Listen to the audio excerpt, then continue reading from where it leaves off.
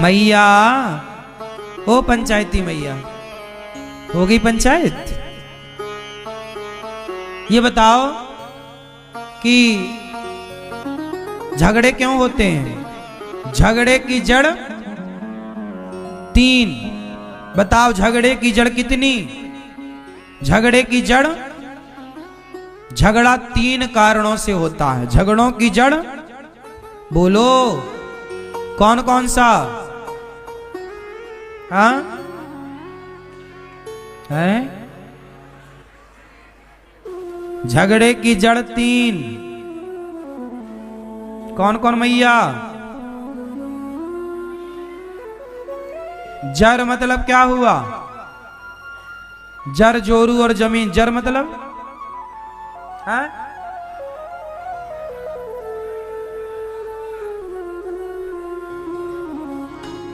झगड़े की जड़ 3। जड़ नहीं, जड़। जड़ मतलब मूर्ख, जड़ता मतलब कितना मूर्ख, जड़ता मतलब मूर्खता, अज्ञानता। जड़, जोरू और जमीन। जमीन में ही पैसा आ गया। झगड़े की जड़, या तो झगड़ा होगा तुम्हारी मूर्खता के कारण, अज्ञान। कई लोग ना रास्ते से जा रहे होते हैं, जरा गाड़ी से या किसी का धक्का ही लग जाए तो वहां तो पैसे की भी बात नहीं थी, पत्नी की भी बात नहीं थी, स्त्री की और जमीन जायदाद की, लेकिन फिर भी तो लोग झगड़ा कर रहे हैं। काहे झगड़ा कर रहे हैं? क्योंकि मूर्ख हैं। जो झगड़ा करे वो महामूर्ख है। समझदार कभी झगड़ा, जो झगड़ा करे, झगड़ा देखे, झगड़े में इन्वॉल्व हो, तीनों मूर्ख हैं।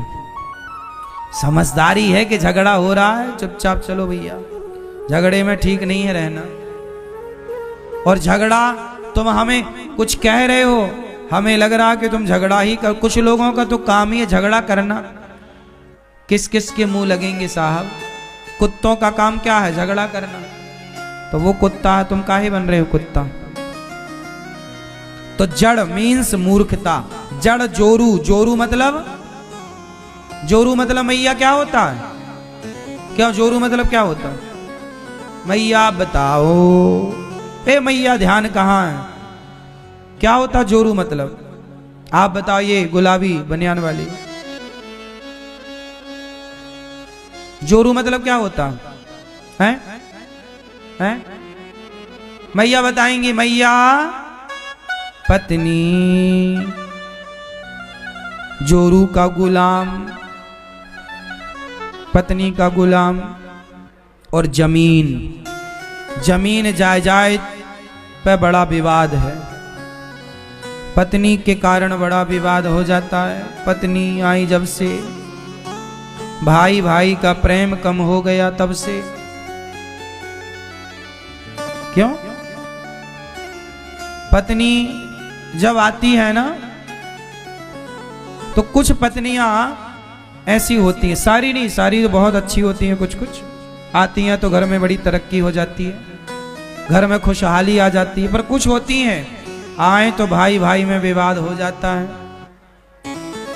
तो आपसे मेरी विनती है, ऐसा कोई काम ना करना कि घर में विवाद हो। और जिस घर में विवाद है, लिख लेना, वो घर कभी तरक्की नहीं कर सकता। तरक्की वही करते हैं जो निर्विवाद होते हैं। कोई झगड़े में मन लगा ही नहीं तो काम काज में मन लगाएंगे, तरक्की कर जाएंगे। और जो झगड़ा करने में उलझ जाएंगे तो उनकी सारी एनर्जी, सारी ताकत, सारी शक्तियां झगड़े में लगेंगी। फिर वो तरक्की कहां करेगा? पैसा कैसे कमाएगा? पैसा कमाने के लिए ना दिमाग फ्री होना चाहिए। क्या होना चाहिए? दिमाग फ्री। यदि दिमाग परिवार में लग गया तो फिर पैसे कैसे कमाओगे? कैसे काम करोगे? कैसे नई प्लानिंग करोगे? कैसे नई योजनाएं बनाओगे?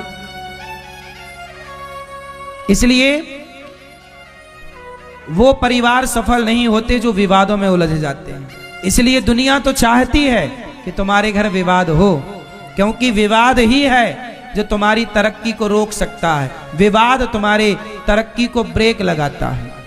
विवाद चाहे किसी का भी हो, पत्नी का पति से हो, भाई का भाई से हो, या बाप बेटे का हो या अड़ोस पड़ोस में हो, विवाद कोई भी हो, ब्रेक लगाता है। ये बात सही है कि गलत है? विवाद आपकी तरक्की में क्या करता है? ब्रेक लगाता। कभी विवाद में नहीं उलझना, कोई ऐसा काम ना करना कि विवाद हो, निर्विवाद रहो। भगवान ने शिशुपाल को मारा, शाल्व का उद्धार किया, दंतवक्र को मारा। भगवान के एक परम भक्त थे सुदामा। कृष्णस्यासीत् सखा कश्चित् ब्राह्मणो ब्रह्मवित्तमः विरक्त इंद्रियार्थेषु प्रशांतात्मा जितेन्द्रियः। कृष्णस्यासीत् सखा कश्चित् ब्राह्मणो ब्रह्मवित्तमः विरक्त इंद्रियार्थेषु प्रशांतात्मा जितेन्द्रियः।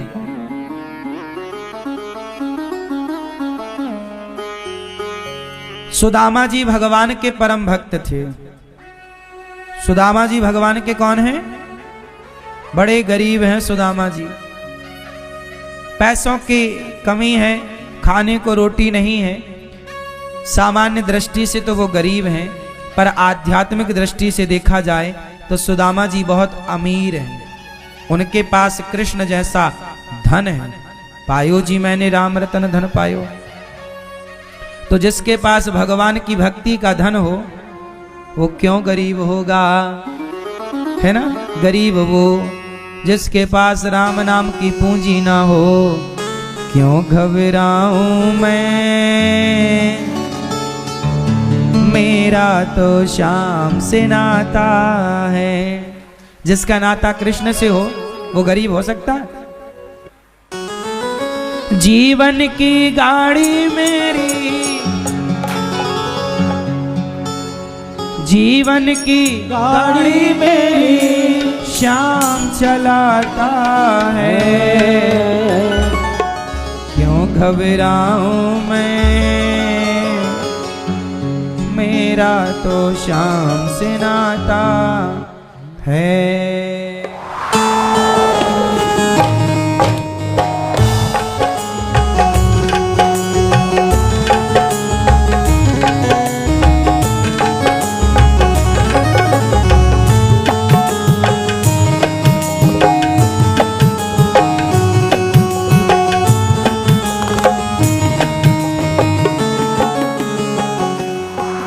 घबराऊं मैं, मेरा तो श्याम से नाता है। क्यों घबराऊं मैं, मेरा तो श्याम से नाता है। क्यों घबराऊं मैं, मेरा तो श्याम से नाता है। क्यों घबराऊं मैं, मेरा तो श्याम जीवन की गाड़ी मेरी, जीवन की गाड़ी मेरी, जीवन की गाड़ी मेरी श्याम चलाता है। घबराऊं मैं, मेरा तो श्याम से नाता है। घबराऊं मैं, मेरा तो श्याम से नाता है।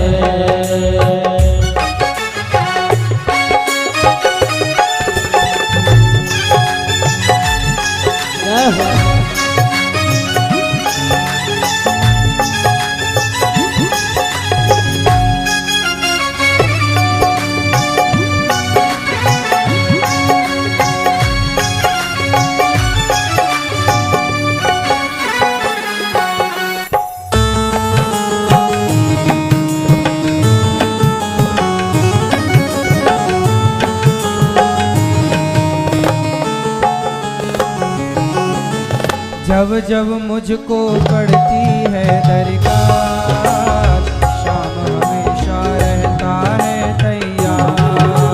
जब मुझको पड़ती है दरकार, शाम हमेशा रहता है तैयार। शाम ने मुझ पर किया बहुत उपकार, शाम श्याम है मेरे जीवन का आधार। श्याम ने मुझ पर किया बहुत उपकार, श्याम है मेरे जीवन का आधार। हरदम ये मुझ पर अपना, हरदम ये मुझ पर अपना, हरदम ये मुझ पर अपना, हरदम ये मुझ पर अपना प्यार लुटाता है। क्यों घबराऊं मैं, मेरा तो श्याम से नाता है। तो घबराऊं मैं, मेरा तो श्याम से नाता है।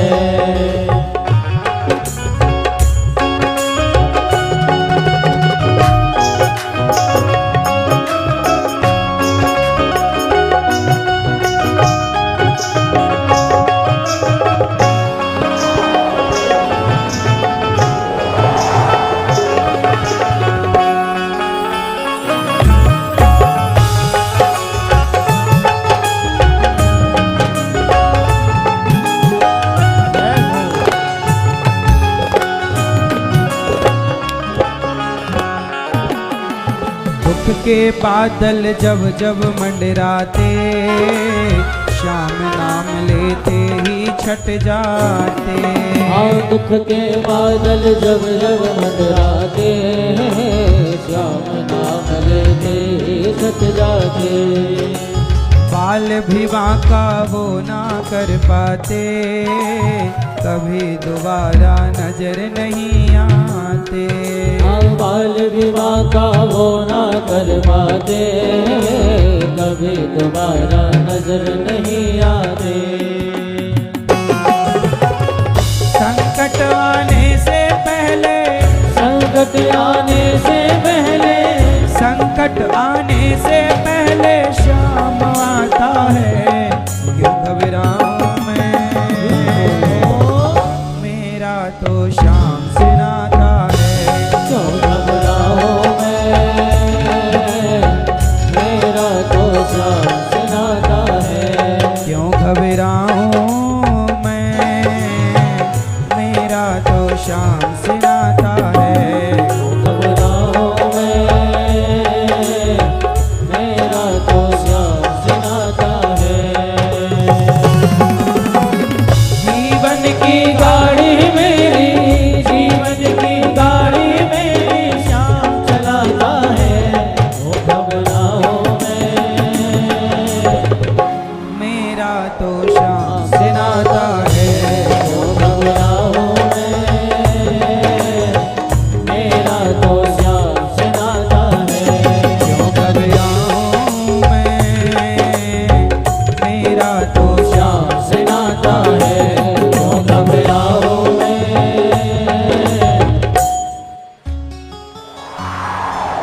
मेरा तो श्याम से नाता है।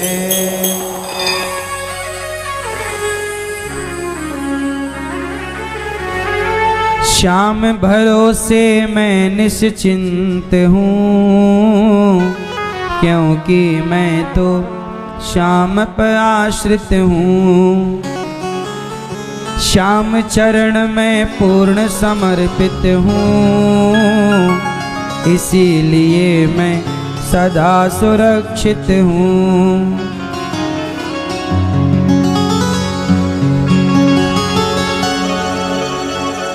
भगवान की शरण जब मिल जाए, भगवान का सानिध्य जब मिल जाए, तो फिर घबराना और चिंता करने जैसी बात क्या है।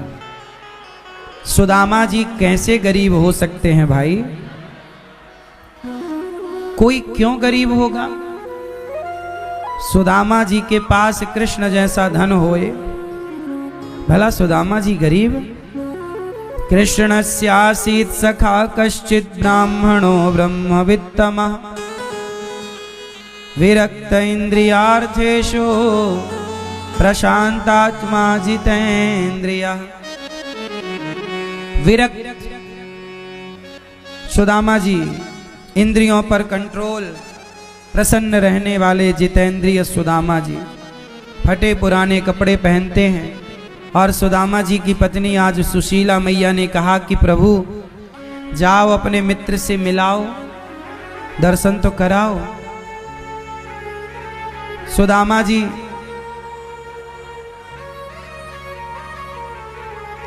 जब दर्शन करने चले, 4 मुट्ठी चावल 4 मुट्ठी चिवड़ा लेकर के, सुशीला ने 4 मुट्ठी 4 घर से चिवड़ा ले आई, बांध दिया। पूज्य स्वामी जी महाराज, पूज्य श्री लक्ष्मी नारायण मंदिर वाले पूज्य स्वामी जी श्री रामानुजाचार्य पूज्य स्वामी जी के चरणों में दास अनिरुद्ध का कोटि कोटि वंदन नमन।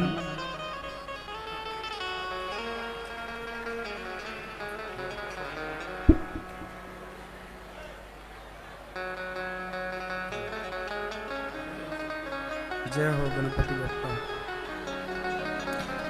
बोलिए प्रयागराज महाराज की, बोलिए संत भगवान की, गौरी गोपाल भगवान की। तो सुदामा कुचैलम मलिनम क्षामम ध्वजम धमनि संततम। फटे पुराने कपड़े पहनकर सुदामा जी अपना गुजारा करते हैं, शिकायत नहीं करते कि भगवान आपने ये नहीं दिया।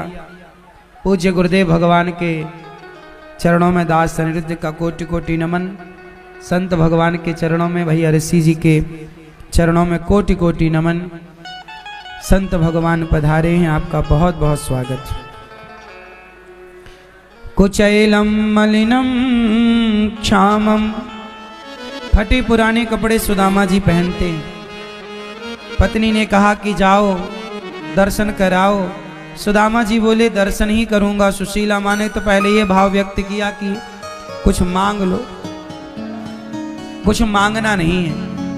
4 मुट्ठी चिवड़ा सुशीला मैया ने बांध दिया और सुदामा जी 4 मुट्ठी चिवड़ा लेकर के भगवान को ये अर्पण करेंगे, भगवान को ये समर्पित करेंगे।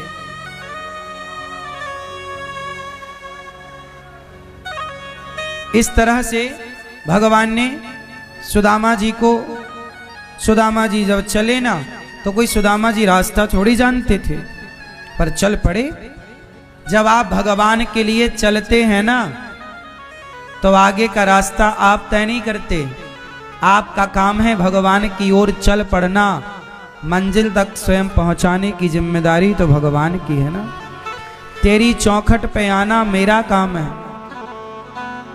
तेरी चौखट पे आना मेरा काम है, तेरी चौखट पे आना कन्हैया मेरा काम है, और मेरी बिगड़ी बनाना तेरा काम है।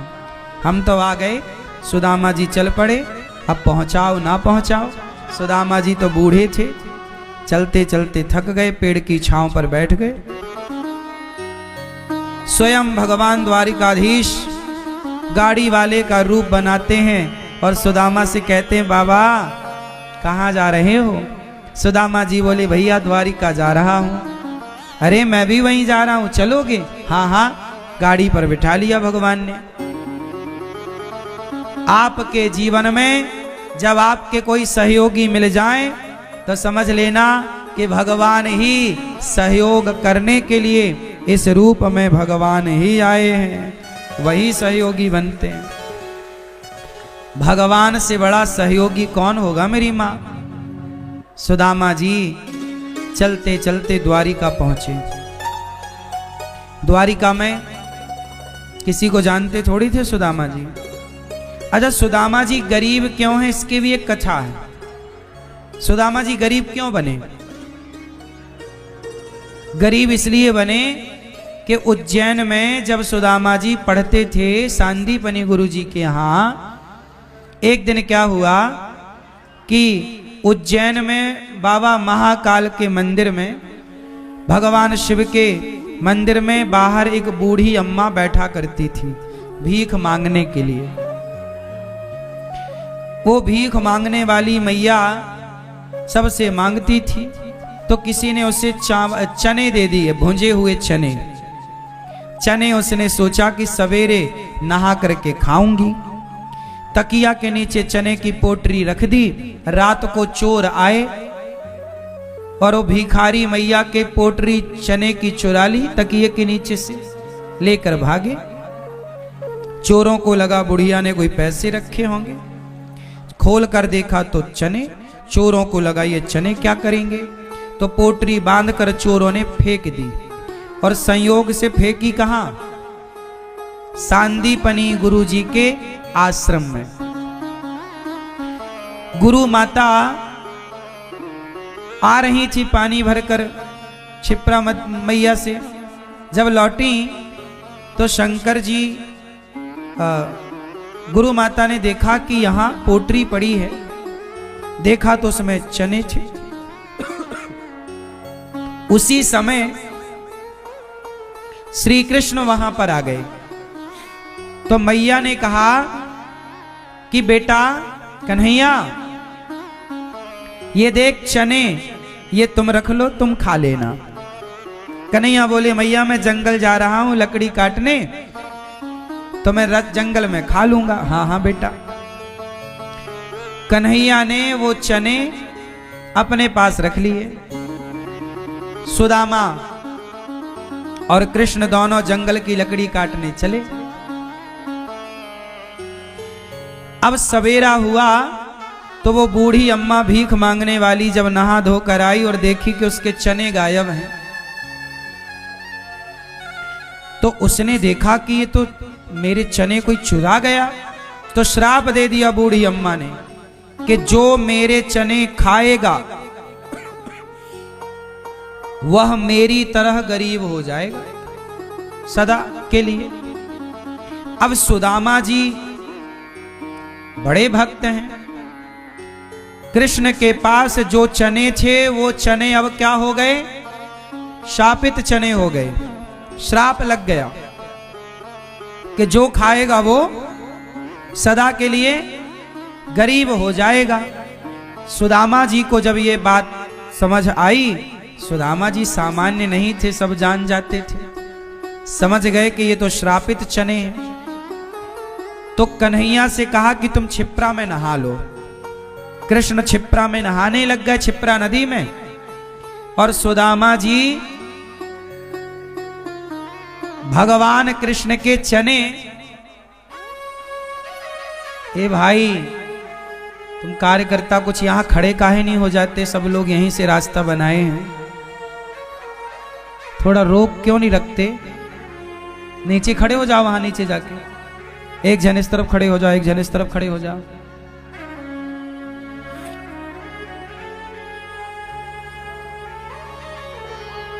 सब बैठ जाओ और इस तरफ खड़े रहो, एक जन इस तरफ। जिसको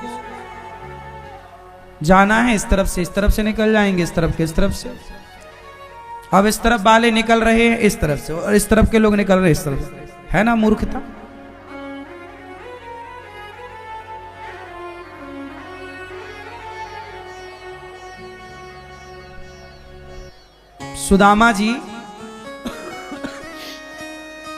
सुदामा जी समझ गए कि ये श्रापित चने हैं। सुदामा जी समझ गए कि ये चना यदि मेरे कृष्ण ने खा लिया तो सदा के लिए गरीब हो जाएंगे। तो क्षिप्रा में स्नान कर रहे हैं भगवान कृष्ण और सुदामा जी उनके चने निकाल करके खा रहे हैं। अच्छा, जब सुदामा जी को पता था कि ये श्रापित चने हैं तो सुदामा जी वो चने फेंक भी तो सकते थे, फेंका क्यों नहीं? कृष्ण के माथे की गरीबी सुदामा ने अपने माथे ले ली। सुदामा ने कृष्ण के भाग्य की गरीबी को अपने भाग्य पर ले लिया। क्यों? क्या वो चने फेंके नहीं जा सकते थे? सुदामा जी बोले कि यदि मैं चने फेंक दूंगा तो भगवान के प्रसाद को ग्रहण करने दुनिया दौड़ती है, और मेरे कृष्ण ने तो इन चनों को स्पर्श किया है, अपने हाथ से थामा है, और जिसको प्रभु ने स्पर्श कर दिया वो प्रसाद है। और प्रसाद में अब चाहे गरीबी हो या अमीरी, प्रभु हम तो तेरे प्रसाद से प्रेम करेंगे, हम तेरे प्रसाद को फेंकेंगे नहीं। गरीबी ही तो आएगी और क्या होगा, कम से कम प्रसाद को फेंकने का पाप तो नहीं होगा। प्रसाद को ग्रहण करना चाहिए। सुदामा जी ने उस श्रापित चने खा गए, इसलिए सुदामा जी गरीब रहे। लेकिन सुदामा जी सदा गरीब रहे ऐसा नहीं, श्राप तो था कि सदा गरीब रहोगे। पर भगवान कहते हैं कि जो सुदामा जी ने ये सोचा कि मेरा कृष्ण गरीब ना हो, मैं गरीब हो जाऊं तो हो जाऊं, सुदामा जी भगवान कृष्ण बोले जो दूसरों के बारे में सोचता है, जो दूसरों का दुख दूर करने के लिए स्वयं दुखी हो जाता है, भगवान बोलते हैं मैं उसको कभी दुखी नहीं रहने देता, मैं उसका दुख दूर करता हूं। और सुदामा जी भले गरीब थे, पर जब गए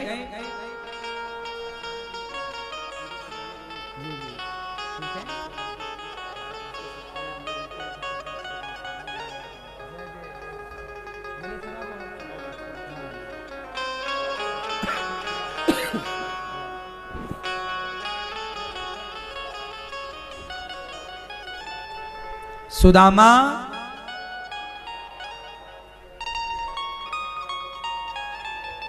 बड़े प्रेम से भगवान के चरणों में समर्पण करते हैं। और जब भक्त समर्पण करता है ना तो भगवान गरीबी, सुदामा सदा गरीब थोड़ी रहे, भाग्य में गरीबी थी पर टल गई कि नहीं? क्यों टल गई? जब आप दूसरों के बारे में सोचते हैं तब भगवान आपके बारे में सोचते हैं। इसलिए कहता हूं अपने बारे में तो सभी सोच रहे हैं।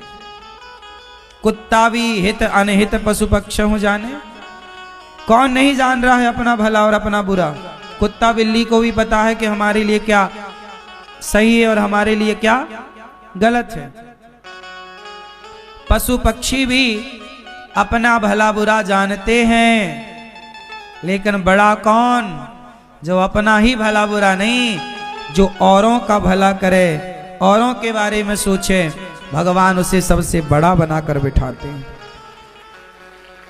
इसलिए बड़ा बनना है ना मेरी माँ, थोड़ा सबके बारे में सोचा करो। क्या सोचेंगे?